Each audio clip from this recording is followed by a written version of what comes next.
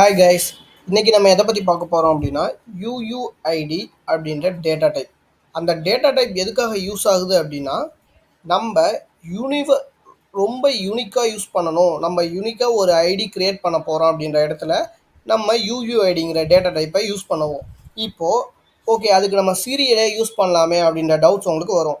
எதனால் சீரியல் நம்ம யூஸ் பண்ணாமல் UUID யூஸ் பண்ணுறோம் அப்படின்னா, சீரியல் வந்து அந்த டேட்டாபேஸ்க்குள்ளே மட்டும்தான் யூனிக்காக இருக்கும். அதை விட அந்த டேபிள்குள்ளே மட்டும்தான் யூனிக்காக இருக்கும். ஆனால் இந்த UUID அப்படின்றது அந்த டேட்டாபேஸில் நம்ம ஓவரால் நம்ம இன்ஸ்டால் பண்ணியிருக்கிற postgresql சர்வருக்குள்ளே எல்லா இடத்துலையுமே எத்தனை டேட்டாபேஸ் க்ரியேட் பண்ணாலும் க்ரியேட் ஆகிற எல்லாமே புதுசாக தான் க்ரியேட் ஆகுமே தவிர ஓல்டு ஒன் எங்கேயுமே க்ரியேட் ஆகாது. நீங்கள் எத்தனை டேட்டாபேஸ் வச்சுருந்தாலும் சரி, போஸ்ட்கிரஸ் டேட்டா சர்வரை க்ரியேட் பண்ணிவிட்டு நீங்கள் ஒரு 10 டேட்டாபேஸ் அதில் வச்சுருக்கீங்கன்னா 10 டேட்டாபேஸ்லையுமே UUID புதுசாக தான் இருக்கும், நியூவாக தான் க்ரியேட் ஆகும்.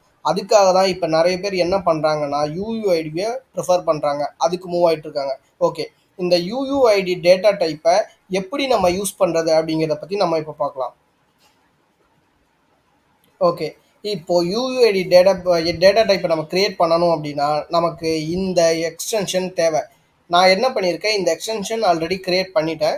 ஸோ ஆல்ரெடி எக்ஸிஸ்ட்னு வந்துச்சு பாருங்கள்.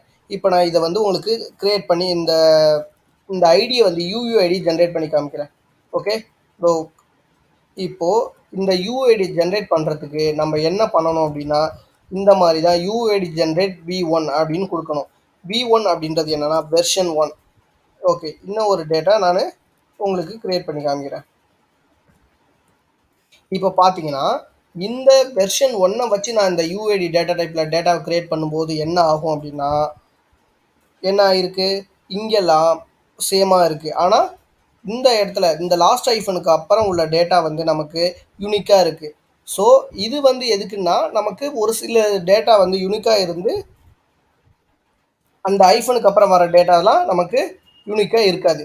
ஆனால் இது ஓவரால் வேல்யூவாக பார்த்தா இது யூனிக்காக இருக்கும். ஓகே, இப்போ வெர்ஷன் 4க்கும் இதுக்கும் என்ன டிஃப்ரெண்ட்னு சொல்கிறேன்.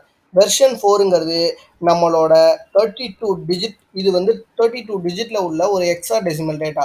இந்த டேட்டாவை ஃபுல்லாகவே நமக்கு ஒரு டைமும் க்ரியேட் பண்ணும்போது புதுசாக ரேண்டமாக க்ரியேட் பண்ணும். ஆனால் வெர்ஷன் 1ல் என்ன பண்ணுன்னா, இதுவும் யூனிக் வேல்யூ தான், பட் இருந்தாலும் இந்த நடுவில் இருக்கிற 3 ஐட்டமும் சேமாக இருக்கும். நம்ம எதை க்ரியேட் பண்ணுறோமோ அதை பேஸ் பண்ணி இங்கே இதாக வரும். ஸோ நம்ம வெர்ஷன் 1ம் யூஸ் பண்ணலாம், வெர்ஷன் 4ம் யூஸ் பண்ணலாம். மோஸ்ட்லி என்ன பண்ணுவாங்கன்னு பார்த்தீங்கன்னா வெர்ஷன் 4 யூஸ் பண்ணுவாங்க. ஏன்னா இது ஃபுல்லாகவே அதோட 32 டிஜிட் எக்ஸா டெசிமல் டேட்டாவுமே என்ன பண்ணும், ஃபுல்லாகவே நியூவாக க்ரியேட் பண்ணும். ஸோ வெர்ஷன் 4 தான் யூஸ் பண்ணுவாங்க.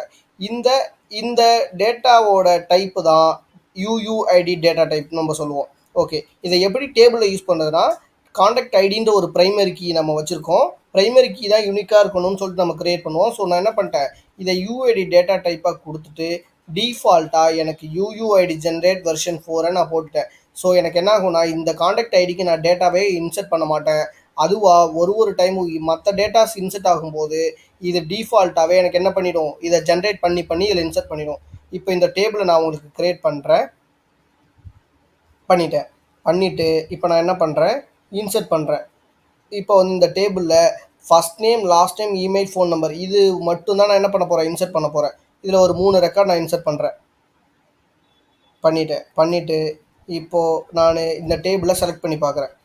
ஓகே, பார்த்துக்கோங்க. இது இப்போ நமக்கு என்ன ஆயிடுச்சு, UUID டேட்டா வந்து டிஃபால்ட்டாக ஆட்டோமேட்டிக்காக அதுவே ஜென்ரேட் ஆகிடுச்சு. அதுவும் டிஃப்ரெண்ட்டாக ரேண்டமாக ஜென்ரேட் ஆகிருக்கு பாருங்கள். இப்போது இதுதான் யூனிக்காக இருக்கும். இதனால தான் நம்ம என்ன யூஸ் பண்ணுறோம், UUIDயை யூஸ் பண்ணுறோம். இப்போ நிறைய பேர் என்ன பண்ணாங்கன்னா, சீரியல் டேட்டா டைப்புக்கு பதிலாக UUID தான் யூஸ் பண்ண ஆரம்பிச்சிட்டாங்க. இதுதான் இதோட பெனிஃபிட்ஸ். ஓகே, இதை பற்றி உங்களுக்கு ஏதாச்சும் டவுட்ஸ் இருந்துச்சு அப்படின்னா கமெண்ட் செக்ஷனில் லீவ் பண்ணுங்கள், உங்களுக்கு நான் ஆன்சர் பண்ணேன். ஓகே, தேங்க்யூ ஸோ மச், பாய்.